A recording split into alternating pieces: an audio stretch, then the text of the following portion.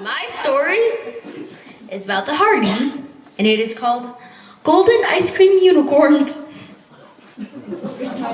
by Miguel Sanchez. The USS Meerkat was traveling at a cruising speed of 20 knots when suddenly the ship's engine exploded and the ship was sucked into a time loop. The crew woke up off the coast of San Francisco in 1849 in the direct path of a brig traveling towards them. "Evasive maneuvers," shouted the captain. "Aye, aye, sir," replied Bones, the ship's first officer, as he took the helm.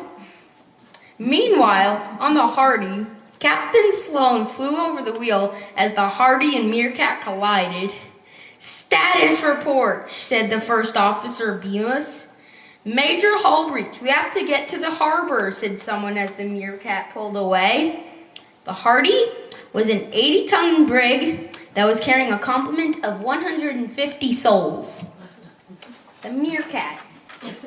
"We have to get back to 2015, said Bones. "We will get back soon enough, but we need to seal that hull breach." "Load phasers," shouted the captain. "Seal their hull breach." "We have exhausted the ship's complement of phaser banks and photon torpedoes repairing the engine," replied Bones. "What should we do?" asked the captain. The Hardy. "We are making progress towards the harbor, sir," said Bemis. "Good," said the captain. The Hardy was limping back to port, being escorted by the Meerkat. The Meerkat was repowering the phasers to help fix the Hardy. The plan was to weld the hull with phasers at the right modulation. Everybody on both ships were nervous. The Hardy.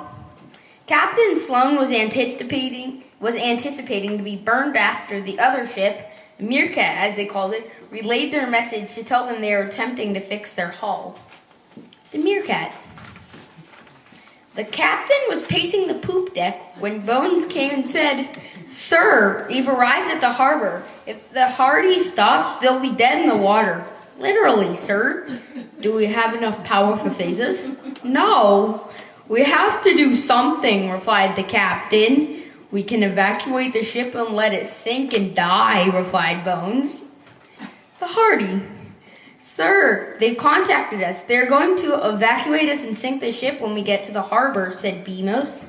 "Okay," said Captain Sloan. "But sir, we have arrived at the harbor," replied Bemis.